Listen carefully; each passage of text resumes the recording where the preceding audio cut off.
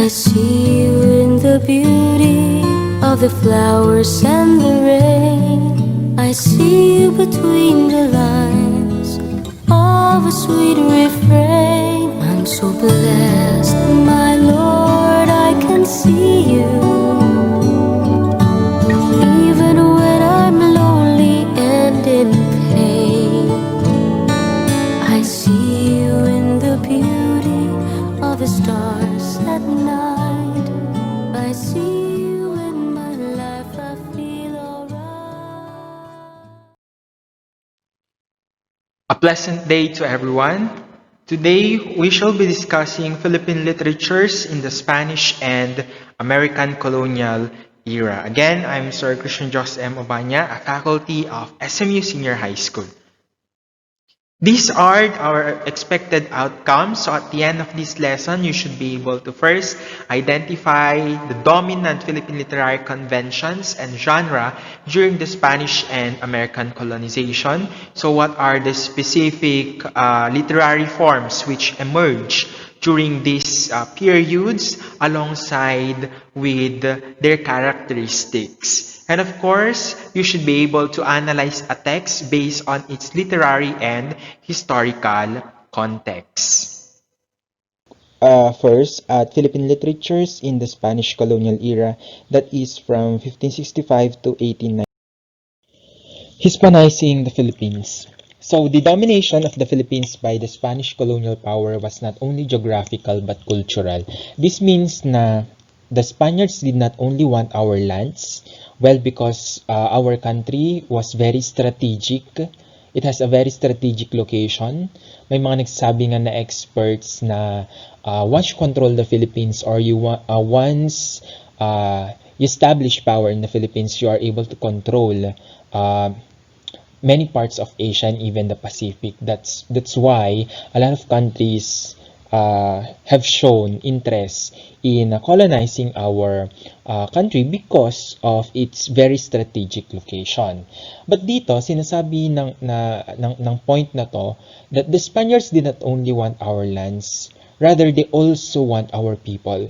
That's why they did not only colonize us due to the fact that we have a very good location, strategic location, but because they wanted all of the elements that compose our country, including its people. So the disruption of the conquered people's cultural life is exemplified in the introduction and dispersal of three keystones of European civilization. Ano yung tinatawag nating three keystones of European civilization? Kumbaga, these are the standards. Ito yung mga standard that a certain group of people should meet in order for them to be branded as civilized in the eyes of the Europeans or the Western countries. So, in order for this group of people, according to them, the Filipinos, okay, to establish themselves as one of the civilized group of people, they have to meet these three criteria. Kasi nga 'di ba, pagdating nila dito, nakita nila tayo or nakita nila yung mga ninuno natin na ang sinasamba nila ay yung mga bato, mga anito, mga malalaking kahoy, which according to their religious belief is very animistic in nature. Hindi siya na aangkop sa standards ng European civilization. Kaya sabi nila, okay, ito yung nakita natin, therefore, in order for this group of people to have that kind of European or Western civilization, we have to introduce these three: the Spanish monarchy, the Roman Catholicism, and feudalism. Let's take a look at them. What about Spanish monarchy? So the introduction of Spanish monarchy brought about the consolidation of the archipelago into one political entity under the power of the King and Queen of Spain. Kung matatandaan nyo yung discussion natin ng pre-colonial Philippine literatures, we describe early Philippine societies as scattered. They were composed of scattered villages. But with the introduction of the Spanish monarchy, these scattered villages formed in the grids of kinship and scimitars of occupation were dissolved, meaning nawala to. They were rather consolidized into one political agrupations that transcended ethnic or ethno-linguistic divisions. Kasi 'di ba dati, ah, kung paano yung paggrupo ng mga tao ay naka-base on some criteria. Okay? Some of which would include the occupation, some of which would include ethno-linguistic differences, some of which would include linguistic differences. But because of the introduction of Spanish monarchy, kasi ang Spanish monarchy, it has something to do with the political arena of a country. Parang ang Spanish monarchy were introduced as a means of politics. It stands for the politics of a certain country. Dahil dito, dahil sa pagkakaroon ng Spanish monarchy, yung mga tao noon na dati hindi nagsasama-sama kasi nga magkakaiba sila ng ethnicity, ng language, ng occupation, and so on, they were forced na pumunta sa iisang place. And the reason for that is para mas mabilis or mas madali yung pag-control sa kanila ng mga Spaniards. Remember, they did not only want us because of geographical reasons, but they also want us because of cultural reasons. And if we say cultural reasons, it has something to do with its people. After all, okay, walang culture kung walang tao that would practice that culture. Kaya inintroduce ang Spanish monarchy. Kung mapapansin nyo, meron pa rin ba yung influence ng Spanish monarchy up to now? The answer is yes. Kung mapapansin nyo, magkakatabi ang church, what else? Ang school, yung mga gym, yung mga munisipyo. Magkakatabi yun, di ba? And that is an influence of Spanish monarchy. That is an offshoot of the consolidation process because of Spanish or the introduction of Spanish monarchy. What about Roman Catholicism? Pag ang Spanish monarchy would represent the politics, Roman Catholicism would represent religion. Okay? So alam naman natin that Christianity was the main reason in the colonial process since operated as an apparatus to legitimize and perpetuate the foreign control of the country. Yung sinabi ko kanina na when they set foot in our land, they saw our ancestors worshiping mountains, worshiping big trees. Sabi ko nga, it's very animistic in nature. What they believe was very animistic in nature, and that is in contrary to the belief of Roman Catholicism. Okay? So, ang sinabi nila, okay, bakit nyo sinasamba yung mga ganito? You have to convert yourselves to Christianity para masabi that you are civilized people. Yan yung sabi nila. So, Filipino natives who lived in the shadow of Bell and Belfry had to swear the allegiance to Christian doctrines. Yun. This would pertain already to the Filipino converts, interpreted by Spanish friars who exacted obedience from Christianized. Yun naman ang Roman Catholicism. They tried to control the way people think when it comes to religion. And of course, the last keystone of European civilization is feudalism. Kung yung Spanish monarchy would pertain to politics, Roman Catholicism would pertain to religion, feudalism would pertain to economy.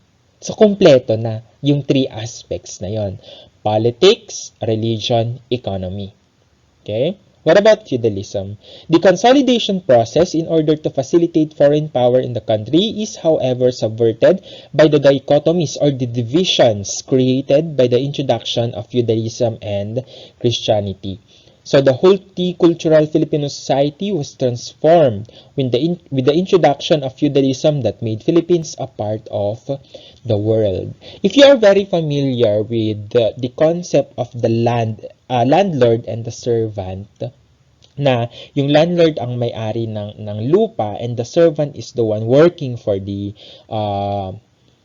para sa lupa, that is the very concept of feudalism. Okay? Sabi niya dito, feudalism made Philippines a part of the world. Because of the introduction of feudalism, we were able to create or we were able to produce raw materials for production. Kaya nga, kung maalala nyo, yung galleon trade between Manila and Acapulco, Mexico, that is one of the evidences or that is one of the offshoots of the introduction of feudalism in our country. Nagpro-produce na tayo. Okay? Nag-e-export na tayo ng mga raw materials. And because we were one of the main producers of raw materials for other countries in producing different goods, mas nakilala na tayo. Mas madaming Pilipino na yung nagkaroon ng interaction with other nationalities or other group of people. So, feudalism ultimately created affluent landlords and poor landless farmers. Kasi the landlords have to control. They have control over these farmers. At kung ano man yung sasabihin ng landlord, yun yung susundin ng farmers. Because at the end of the day, it was the landlord who owns the land. And the farmers are just working for these landlords in their farms. So, ano yung dichotomy or yung division na create ng introduction of feudalism? We have the taga-bayan who embrace Christianity. So, the taga-bayan, these are the Filipinos who embrace Christianity and other Spanish cultural influences at the expense of submitting to colonial power. Ito yung mga nagpa-convert into Christianity. So, sabi ng mga Spaniards, okay, kung ipapa-convert nyo yung mga sarili nyo into taga-bayan, you will be branded, kayo yung mga civilized, kayo yung mga cultured, kayo yung mga refined, kayo yung mga rich. However, if you do not want to convert yourselves into Christianity, you will be branded as the taga-bukid. Okay? So, these are the Filipinos who resisted Spanish control at the expense of being regarded with condescension and snobbery. So, ano yung mga branding na binigay sa mga taga-bukid? So, kayo yung mga barbaric, kayo yung mga ill-refined, kayo yung mga uncivilized, kayo yung mga unchristian, and you are the poor. So, makikita natin dito yung brainwash, yung pagbre-brainwash ng mga Spaniards sa mga Pilipino. They tried to lure, Filipinos into converting themselves to Christianity by means of branding. Okay? Nagkaroon na ng branding. Because of that branding, nagkaroon din ng divisions among Filipinos. Okay? Now, we move on to, that is just a background. Okay? We now move on to the area where our focus should be. Okay? The literatures. What are the literary texts or literary forms that emerge during the Spanish colonial era? So, the emergence of a new literary culture. Spanish colonization surfaced many dramatic changes which reshaped native literature and redefined a new trajectory of the literary sphere. So, nagkaroon din ng changes even sa literary sphere. First is the introduction of the printing press. So, ito yung mga reasons kung bakit nagkaroon ng changes or redefined elements in the pre-colonial Philippine literatures, suppression or forms. Let's take a look at them one by one. What about the introduction of the printing press? The printing press was introduced by the Dominicans in the 17th century. Mojares explains that the dearth of written literature, or meaning bakit daw kokonti yung written literature by the natives, originated from first, the monastic control of printing establishment. Pag sinabi nating monastic control of printing establishment, ibig sabihin nito that the Spaniards controlled the production, or it was the friars, yung mga pare, ang may control ng mga printing establishments because it was not yet readily available for everyone before. So kung sino lang yung may pera, and that time ang may pera ay ang church, the friars, they were able to purchase these machines, okay? These printing machines. So, kung sila ang may-ari, therefore, they have full control of what to print. Kaya nagkaroon na ng kokonti yung written literatures by the natives kasi nga kinokontrol ng mga pare. What else? Inaccessibility of higher education to Filipino natives. Reason? Education. Okay, another reason was education. So, well, of course, if you are going to write, you have to know something. And in order for you to know something, you have to be educated. However, education was not available, again, for everyone, especially for the natives. Kaya, kokonti lang ulit ang written literature authored by the natives under Spanish era. And the last one is religious orthodoxy that stifled local imagination in the orbit of literary production. Parang hindi pa siya liberal mag-isip, or the church was not that liberal. Para siyang the church was actually conservative. Okay? Na if they see that someone is better than them, what the tendency was that they tried to stop that entity or that element or that person. Kaya nga conservative. Parang ayaw nila na nasasapawan. And para sa kanila, if the natives are able to produce or create written literatures, parang sampal sa kanila. Okay? Because of the kind of branding they made against these natives. Reasons, nagkaroon na ng neglect to folk forms. Okay? Parang napabayaan na yung folk forms. So, Spanish missionaries regarded folk forms to be hindrances to evangelization as they linked the native to a pagan past. Yan nga yung sinasabi ko kanina that the ones being practiced by the natives before the coming of the Spaniards ay kaiba or ibang-iba sa kung anong belief system ang gustong i-apply ng mga Spaniards sa Filipinos. Okay? Or sa group of people na yon before. That's why they say they are hindrances. Kasi nga magkaiba ng paniniwala. So, for example, the epic, which is a pre-colonial literary form, was considered to be a work of the devil. Why? It's because it displays communal chanting and dancing that couple the tribal rituals inherent in the form. Diba? Yung discussion natin ng epic before, sabi natin, epic is chanted. And chanting, according to the Spaniards, is a characteristic of pagans.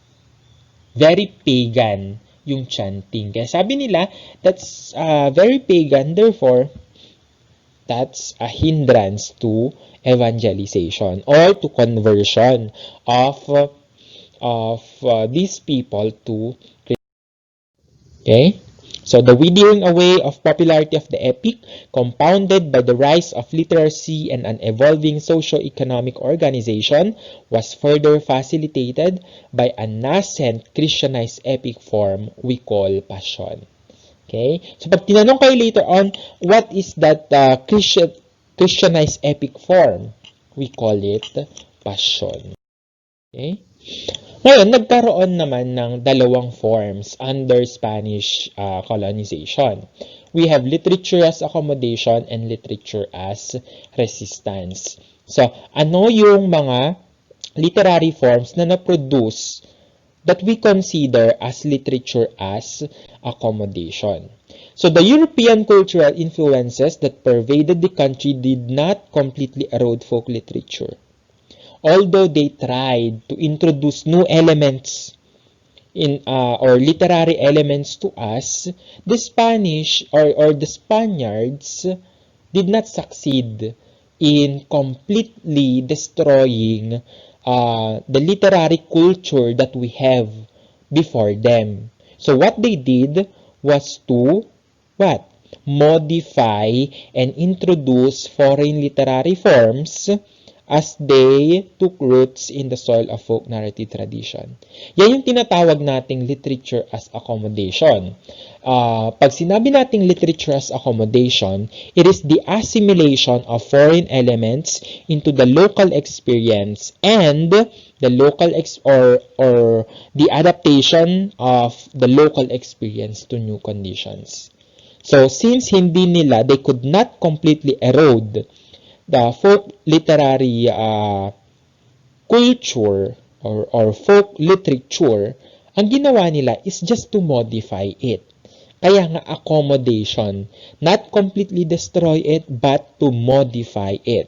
And how did they do the modification?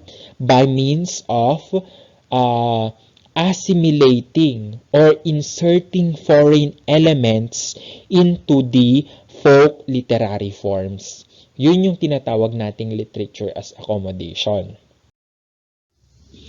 Okay. Under literature as accommodation, ito na yung mga literary forms.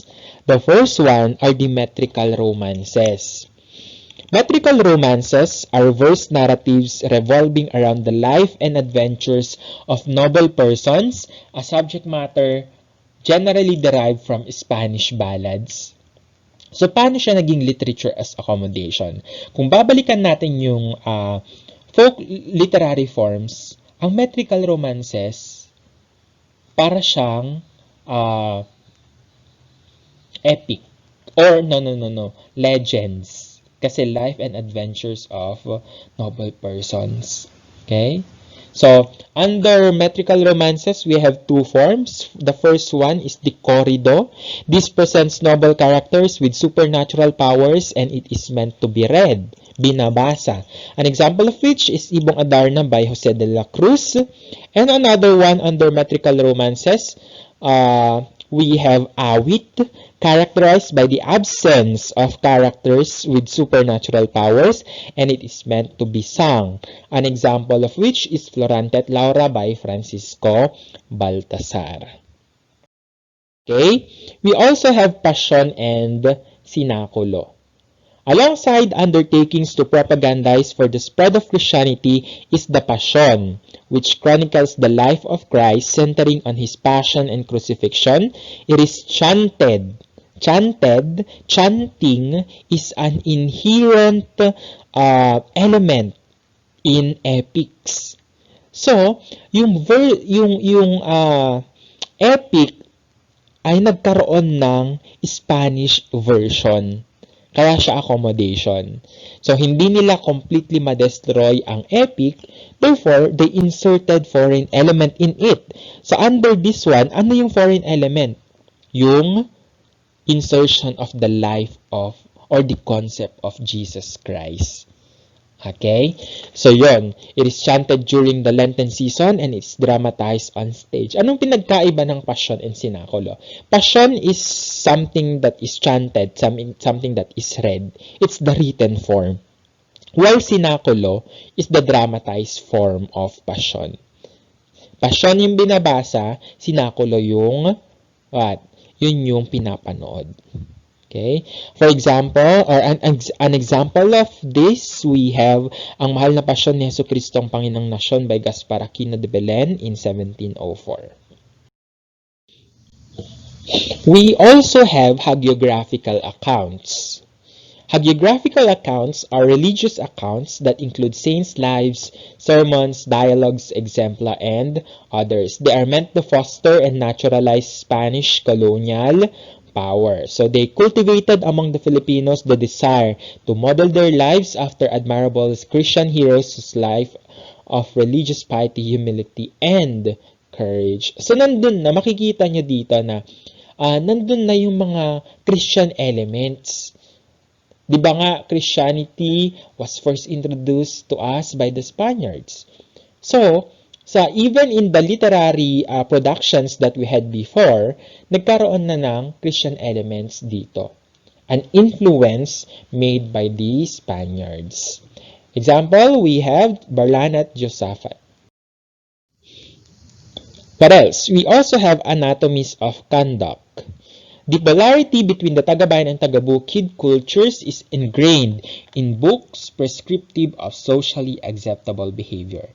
Therefore, anatomies of conducts, these are books prescriptive of socially acceptable behavior. These are standards, social standards that are meant to foster or that are meant to remind people of their conduct, of their parang ugali, okay, when it comes to dealing with other people or with other social gatherings.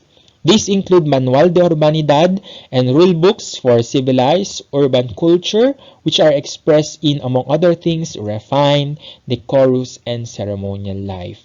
We have an example, Modesto de Castro's Urbana at Felisa. Actually, dalawa yan.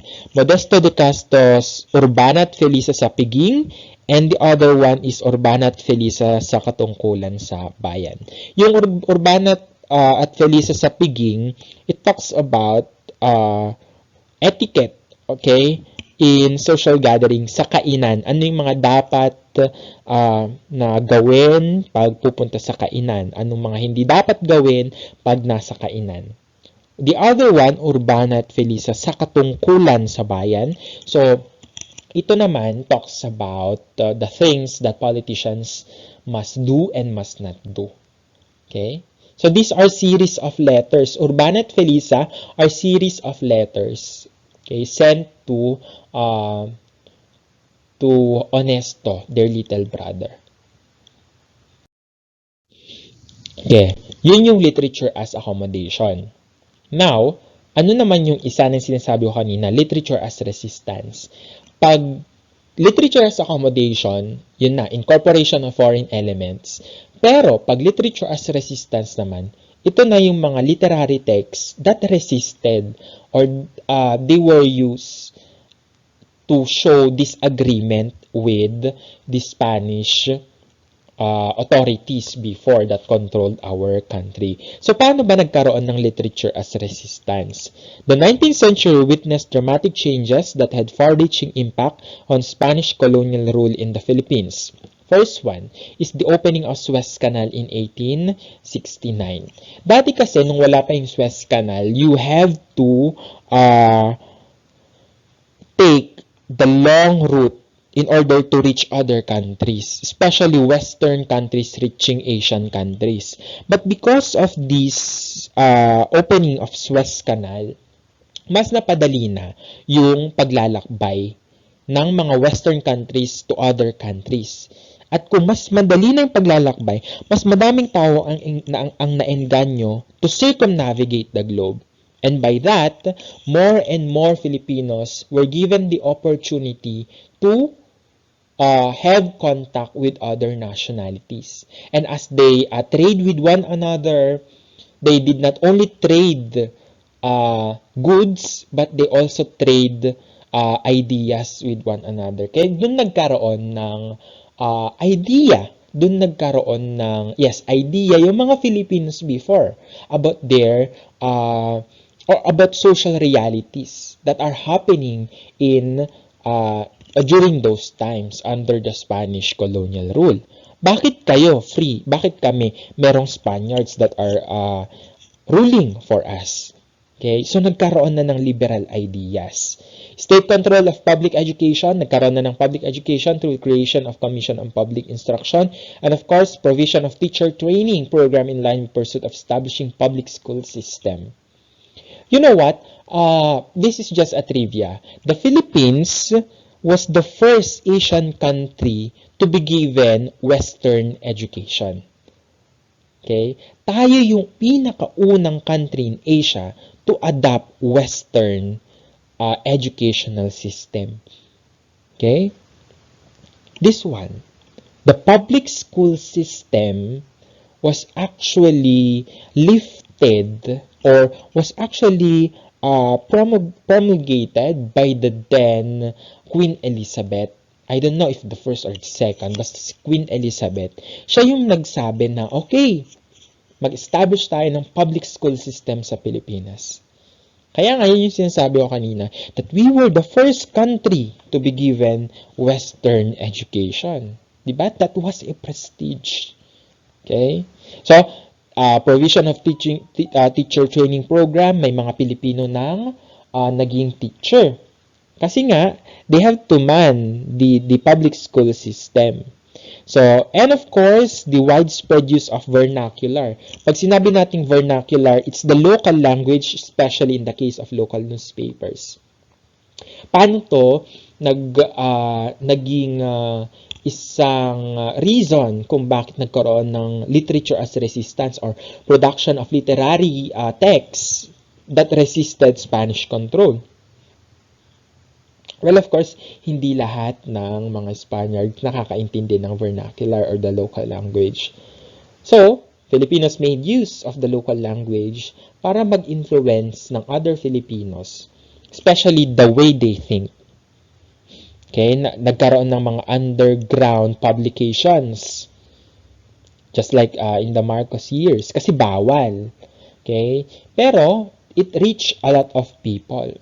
So, mas madaming Filipino ang na-enlightened, okay, about their, the social realities. These social realities.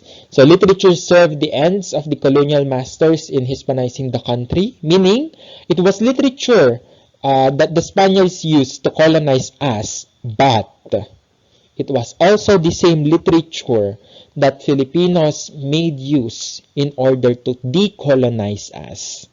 Okay? So, ang ganda, diba? Literature was used to colonize the Philippines, but Filipinos made use of literature in order to decolonize us. Okay? Or decolonize a Hispanized country. Philippine literature in the last century of Spanish colonization marshaled a resistance literature marked with national character. Slowly, Filipinos are starting to build, okay, a Filipino nation. Who is a Filipino? What is a Filipino nation? Okay? And in order to understand that one, they have to start with the way people think, with what the people read. And that is in literature. So, literature as resistance is also known as literature as combat. This includes Diaryong Tagalog, No Limitang Heren El Filibusterismo, and Kalayaan. Okay? Ito yung ng mga texts, okay, that show resistance or they have shown resistance against Spanish control. Okay? So that Philippine literatures under Spanish colonial era. What about Philippine literatures under the American colonial era, that is from 1898 to 1945? Enforcing the blueprint of colonialism. The American power pervasive in the country was grounded on fostering its hegemony in the Pacific coast. See? Ang ganda kasi nung location ng country natin. It was very strategic, sabi ko nga, that a lot of other countries would want to colonize us, would want to control us. Parang ito, okay? Parang, oh, the Americans saved us from the Spaniards. But not knowing unconsciously na sila pala yung susunod na colonizers natin because they wanted to establish power in the Pacific coast. Propelled by the dream of establishing a greater commercial power has something to do with trade and commerce. The U.S. superseded Spain in the colonial administration of the Philippines through what we call the Treaty of Paris, wherein the Spanish government before sold Philippines to the Americans for $20 million. So the US conquered the country by force, employing in full swing a variety of repressive apparatuses. Ano tong sinasabi nating repressive apparatuses? Repressive apparatuses, these are mechanisms, colonial mechanisms or colonization mechanisms that make use of force. Meron kasing dalawang means of colonization, ideological state apparatus and repressive state apparatus. ISA, or yun nga, ideological state apparatus, these are non-violent means. Meaning, ito yung mga hindi ginagamitan ng force. Pero nakakolonize yung mga tao. Ano yung mga examples dito? We have education, di ba? Hindi ka naman nabubugbog physically ng education para mapaniwala ka sa isang bagay. But because you are being educated, informations were drawn into you, you are actually how do you call that one? Programmed to think this way unconsciously. What else? Religion.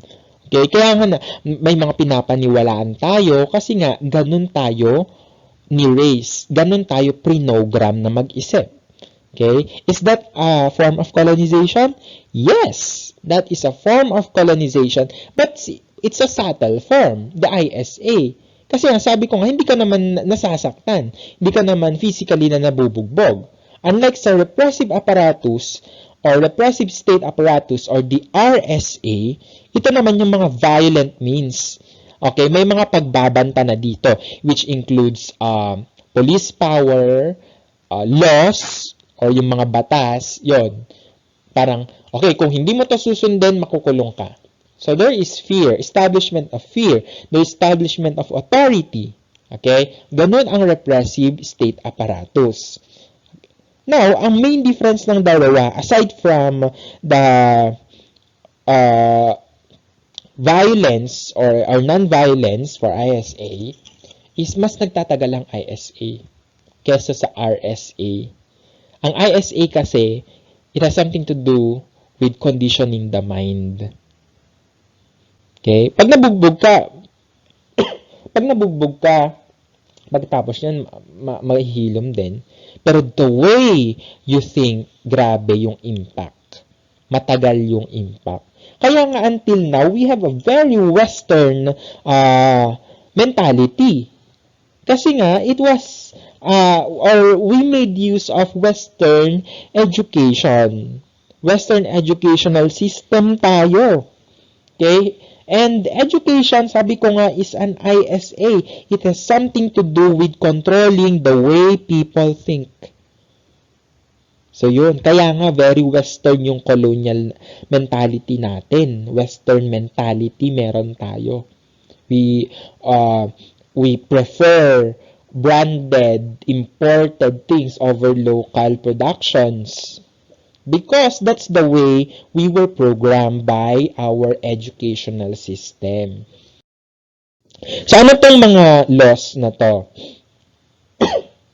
First one is the Sedition Law of 1901, which imposed death penalty or long imprisonment on those who advocated Philippine independence. You are not allowed to advocate Philippine independence. What else? The Brigandage Act of 1902, which labeled insurgents as bandits, imposing death penalty or long imprisonment on anyone proven participating in any rebel group. Okay? Kasi nga, may mga group of Filipinos before who were actually against the American powers present in our country. Okay? So, bawal din yun noon. And of course, we have the Reconciliation Act of 1903, known as the Law of Divide. So this is the most gruesome law implemented in our land. Why? Because it mobilized local residents for resettlements in rebel-infested areas for monitoring guerrilla movements. So, ginamit nila yung Filipinos against other Filipinos. They bribe Filipinos para isuplong nila yung mga kapwa nila Pilipino who were believed to be a member of a rebel group. And of course, the Flag Law of 1907, which declared the display of Philippine flag as a form of treason. Yan. These are the laws implemented in our country. These are RSAs. These are repressive state apparatus in order to control the way Filipinos behave during those times. Now, there are two periods under the American colonial power or colonial rule. Okay, the first one is Philippine literatures in the vernacular. Yung, di ba sinabi ko kanina that vernaculars are also known as local language. So, in the first period of literary productions, ang ginamit nila ay vernaculars or the local language. So, the printing press owned by investors imbued with patriotic fervor addressed a wider readership all over the archipelago since local periodicals that serialized literary works in fiction and poetry were widely circulated. Unlike before na ang meron lang control ng mga printing establishments ay ang church, during the American era or American colonial era, nagkaroon na din ng opportunity yung mga other Filipinos, okay, yung mga mayayamang Pilipino na makabili ng printing machines or these printing establishments. And of course, marami sa kanila ang very patriotic, ang may pagmamahal sa bayan. That's why they allowed the circulation of local periodicals that made use of the vernaculars. Just like the Liwayway in 1922, it's a Tagalog periodical.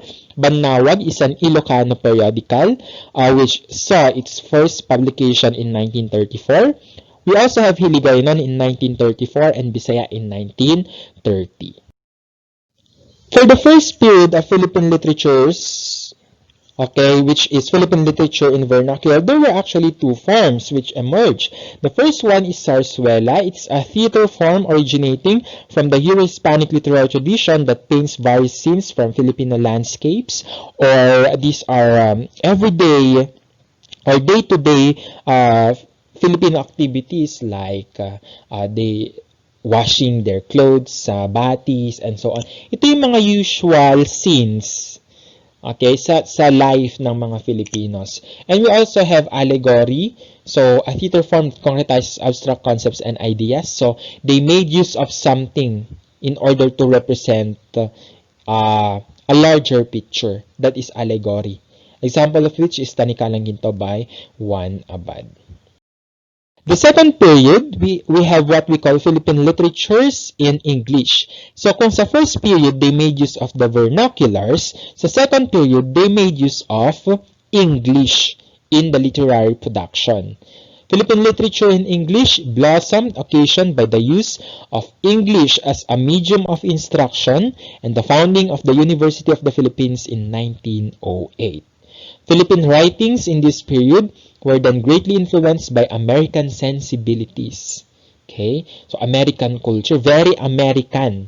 Kasi nga, okay, we are using their language in the literary production. We are using English. Values. Kaya nakuha natin yung values nila, yung cultures nila, and even the literary productions or traditions. Seep deep into the consciousness of Filipino writers through the American educational system implemented in the country. Yan. Nagkaroon na naman ng shift from Spanish public educational system to American educational system, but the same Western educational system. So there were two personalities na nag-clash yung ideas nila. Hindi sila pareho ng idea. The first one, we have Jose Garcia Villa, 1906 to 1997. He advanced the autonomy of art from politics, religion, and other disciplines that constitute the Filipino nation. Sabi niya, art is divorced from politics, religion, and other disciplines. Because he advocated art for art's sake, which echoes the American New Criticism, which centers on art as a verbal artifact, and which therefore erodes the links between art and the society. For Jose Garcia Villa, yung concept niya ng art for art's sake, sabi niya, we appreciate art because it's art. We appreciate literature because it's literature. Therefore, ang main idea niya is, merong art or art is beautiful because of its form. It has something to do with the form. Even in literature, has something to do with the literary form. No more, no less. We study art, we study literature because of its form, sabi niya. At hindi konektado ang literature, hindi konektado ang art sa politics, sa religion, sa society in general. Yun yung idea ni Jose Garcia Villa. Which contradicted the idea of Salvador Lopez, 1911 to 1993. He rallied against the US colonial government, so he's anti-American. Unlike kay Jose Garcia Villa na he's pro-American. I think Jose Garcia Villa was one of the recipients of the Fulbright Scholar, yung may mga Pilipino na pinapunta sa US in order to study. Okay, not only to study in their educational system, but study their culture and so on. Pero Salvador Lopez, he was against Americans. Through the establishment of the left-oriented Philippine Writers League from 1939 to 1941. Kung si Jose Garcia, art for art's sake, kay Salvador Lopez, ang idea naman niya is literature as propaganda. Meaning, yung kabaliktaran ng art for art's sake. Literature is part of the society. Literature is linked with the society. Whatever the content of literature mirrors the society that produce it. Kung ano man yung content, kung ano man yung nilalaman ng isang panitikan, ng isang babasahin, okay, it actually talks social reality. Literature or art should represent the conditions of the masses. So kung yung art for art's sake has something to do with the form, yung literature as a propaganda has something to do with the content. Sabi ni Salvador Lopez, no, we should not only study art because of its form, but we also study art, we also study literature because we may use it in order for us to gain something, in order for us to assert ourselves in the society, in order for us to show social realities. Yun naman yung literature as propaganda. Okay? So the growing popularity of English as a medium of literary production is also felt in poetry, short story, and novel. The poetry became the first genre attempted to be mastered by Filipino writers in English. It was the first genre na super galing ng mga Filipino writers. Okay? The short story displayed a more Filipinized orientation despite a colonial medium. Yung colonial medium na yan, yung English language. Okay? An early successful attempt in the novel is seen in Juan C. Layas' His Native. Despite colonial efforts to retard Filipino cry for independence, there was intensification of Filipino national consciousness as gleaned in the works of Lope K. Santos and Faustino Aguilar. The growing discontent of Filipinos regarding American colonial administration of the Philippines was not only chronicled in the novels produced during this time, but much were expressed in the tabloids. So slowly, parang at the latter part of American colonization, parang sa Spanish colonization, it was seen as, or it saw a lot of resistance. Okay? So, example of which was Sakdal by Benigno Ramos. It became an instrument in expressing the anti-colonial sentiments of the oppressed and the inarticulate. So, meaning parang, yun na nga, Filipinos are starting to build what we call national image. Filipino image. Who is a Filipino? Okay, so that's for Philippine literatures under the American colonial era.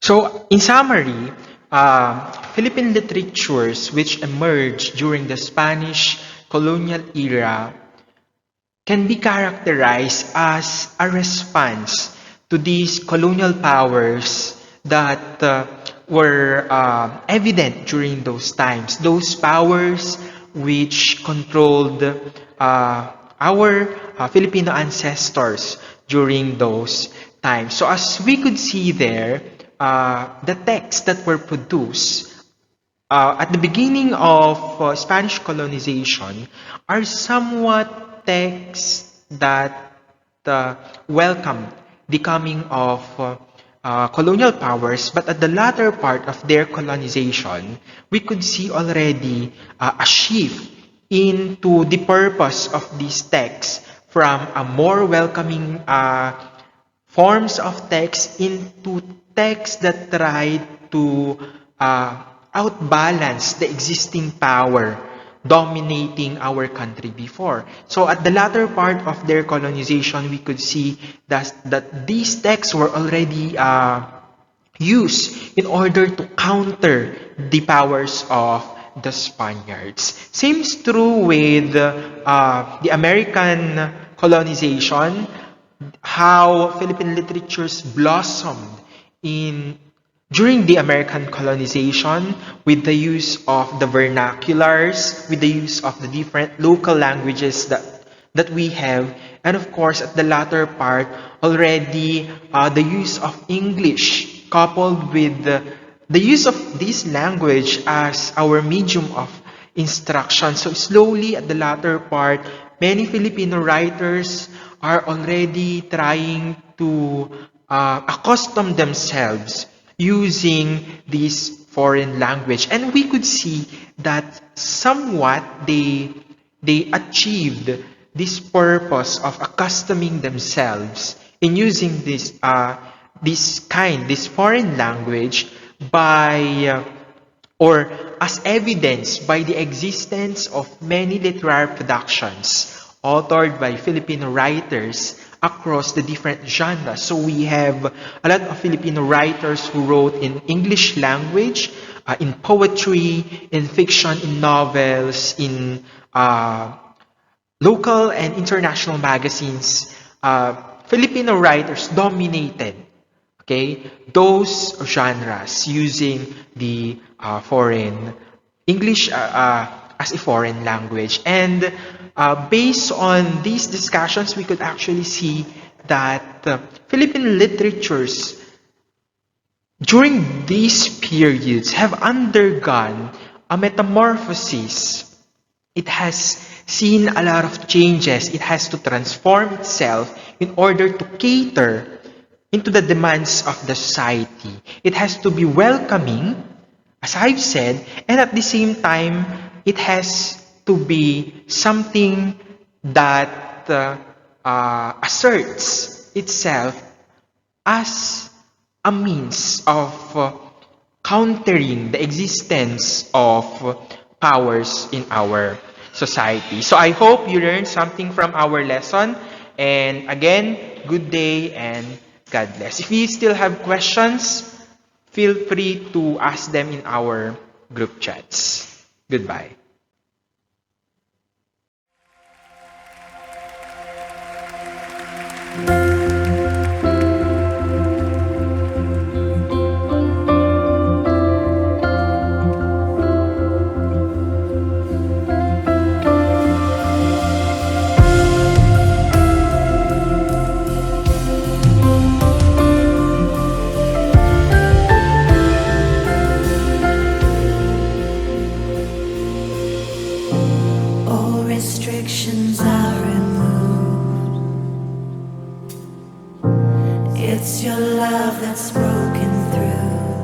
I'm free indeed, free indeed.